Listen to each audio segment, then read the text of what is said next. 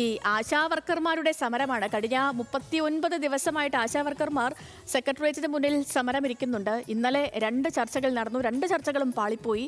ഇന്ന് മുതൽ അവർ നിരാഹാര സമരത്തിന് ഒരുങ്ങുകയാണ്. ഒപ്പം ആരോഗ്യമന്ത്രി ഡൽഹിയിലേക്ക് പോകുന്നുണ്ട്. ആരോഗ്യമന്ത്രി ഇപ്പോഴും പറയുന്നത് അതൊരു കേന്ദ്ര സ്കീമാണ്, കേന്ദ്രമാണ് ഇക്കാര്യത്തിലൊരു നടപടി എടുക്കേണ്ടത്, കേന്ദ്രമാണ് അവരുടെ പ്രതിസന്ധികൾക്ക് പരിഹാരം കാണേണ്ടത് എന്ന നിലപാടിൽ ഉറച്ചു നിൽക്കുകയാണ്. ഇന്ന് രാവിലെ മാധ്യമങ്ങളോട് കണ്ട ആരോഗ്യമന്ത്രിയുടെ ഈ പ്രതികരണവും അത്തരത്തിൽ തന്നെയായിരുന്നു. അപ്പോൾ അതുകൊണ്ട് തന്നെ ആശാവർക്കർമാരുടെ സമരം പ്രതിഷേധവുമായി ബന്ധപ്പെട്ടുള്ള വിഷയത്തിലേക്ക്, വാർത്തയിലേക്കാണ് ഹലോ മലയാളം ആദ്യമായി തന്നെ പോകുന്നത്. അപ്പോൾ ആരോഗ്യമന്ത്രിയുമായി നടത്തിയ 2 ചർച്ചകളും പരാജയപ്പെട്ടതോടെ ആശാവർക്കർമാർ ഇന്നു മുതൽ, ഞാൻ തുടക്കത്തിൽ പറഞ്ഞതുപോലെ, നിരാഹാര സമരത്തിലേക്ക് കടക്കുകയാണ്. ആശാവർക്കർമാരുടെ ആവശ്യം കേന്ദ്ര സർക്കാരിന്റെ പരിഗണനയിലുണ്ടെന്ന് കേന്ദ്ര ആരോഗ്യമന്ത്രി JP നദ്ദ രാജ്യസഭയിൽ കഴിഞ്ഞ ദിവസം പോലും ആവർത്തിച്ചു. ഇതിനിടയിൽ ഓണറേറിയം വർദ്ധിപ്പിക്കുന്നതടക്കമുള്ള ആവശ്യങ്ങൾ കേന്ദ്ര സർക്കാരിന് മുന്നിൽ അവതരിപ്പിക്കുന്നതിനായി മന്ത്രി വീണ ജോർജ് ഡൽഹിയിലേക്ക് തിരിച്ചു.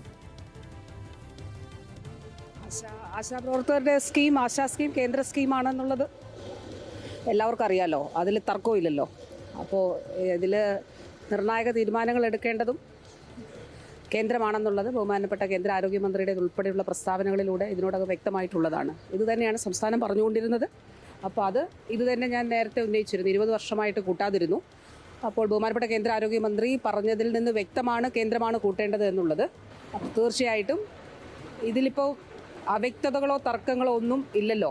കേന്ദ്ര സ്കീമായ ആശയിൽ തീരുമാനങ്ങൾ എടുക്കേണ്ടത് കേന്ദ്രമാണ് എന്നുള്ളത് കേന്ദ്ര ആരോഗ്യമന്ത്രിയുടെ ഉൾപ്പെടെ പ്രസ്താവനകളിലൂടെ വ്യക്തമാണ്. ഇപ്പോൾ സംസ്ഥാനത്തിന് പറയാനുള്ള കാര്യങ്ങൾ അവിടെ പറയും, കൂട്ടണം എന്നുൾപ്പെടെയുള്ള കാര്യങ്ങൾ.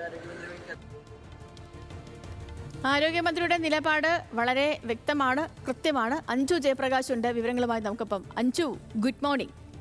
ഇന്നലെ 38ാം ദിവസം 2 ചർച്ചകൾ നടന്നു ആശാ വർക്കർമാരുമായി. ഒന്ന് NHM ഡയറക്ടർ, അദ്ദേഹത്തെ വളരെ സന്തോഷത്തോടുകൂടി ഈ സമരത്തിൽ ഒരു പര്യവസാനം വരുന്നു എന്നൊക്കെ ആശിച്ചുകൊണ്ട് മാധ്യമങ്ങളോടുള്ള ആശമാരുടെ പ്രതികരണവും അത്തരത്തിലായിരുന്നു. അങ്ങനെ അവർ പോയി ചർച്ച നടത്തി. സാമ്പത്തിക പ്രതിസന്ധി പറഞ്ഞ് കൈയൊഴിയുകയായിരുന്നു NHM ഡയറക്ടർ. രണ്ടാമത് വീണ്ടും ഒരു ചർച്ച നടന്നു ആരോഗ്യമന്ത്രിയുമായി. ആരോഗ്യമന്ത്രിയുടെ വക ഉപദേശമായിരുന്നു ആശാവർക്കർമാർക്ക്. അങ്ങനെ 2 സമരവും പാളി. ഇന്ന് മുതൽ നിരാഹാര സമരത്തിലേക്ക് 3 ആശമാർ കടക്കുകയാണ്.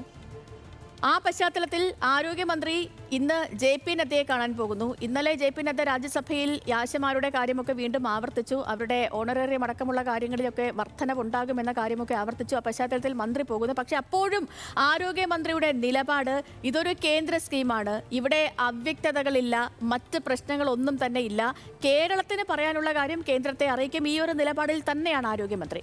ഇന്ന് ആരോഗ്യമന്ത്രി JP നദ്ദയെ കാണുമ്പോൾ ആശമാർക്ക് ഏതെങ്കിലും തരത്തിൽ ഒരു ആശാവഹമായ തീരുമാനത്തിലേക്ക് എത്താനുള്ള സാധ്യതയുണ്ടോ? സമരവുമായി ബന്ധപ്പെട്ടുള്ള വിശദാംശങ്ങൾ കൂടി അഞ്ചു.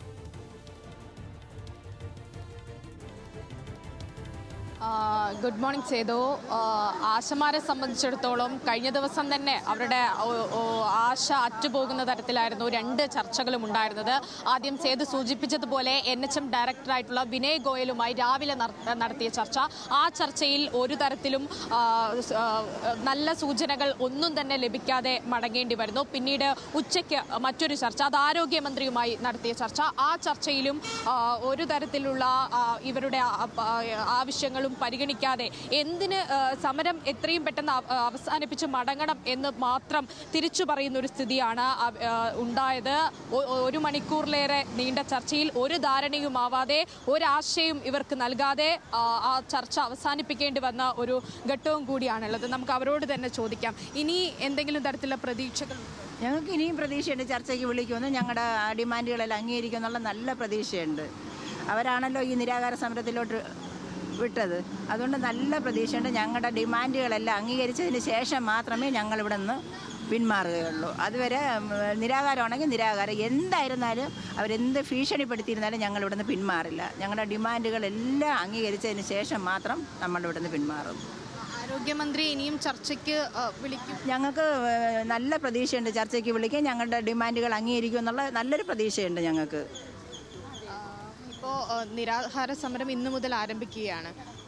ഇനിയിപ്പോൾ ഈ നിരാഹാര സമരത്തിൽ കൂടുതൽ ആരെങ്കിലും, അതായത് അനുകൂലമായിട്ടുള്ള നിലപാട് പ്രഖ്യാപിച്ചുകൊണ്ട് സർക്കാർ വരുമെന്നുള്ള ഒരു പ്രതീക്ഷയുണ്ട്. അതിനൊക്കെ വേണ്ടിയാണല്ലോ ഞങ്ങൾ ഇവിടെ കാത്തിരിക്കുന്നത്. 39 ദിവസം കൊണ്ട് വെയിലത്തും മഴയത്തും അവർക്ക് കണ്ണ് കാണുന്നില്ല. ഉറങ്ങുന്നവനെ വിളിച്ചു നടത്താം, പിന്നെ ഉറക്കം നടിക്കുന്നവനെ വിളിച്ചു നടത്താൻ പറ്റത്തില്ലല്ലോ. അങ്ങനെയാണ് ഞങ്ങളുടെ ആരോഗ്യമന്ത്രിയുടെ അവസ്ഥ. പ്രതീക്ഷയുണ്ടോ? പ്രതീക്ഷയോടെ തന്നെ നോക്കുക. ശരി അഞ്ജു.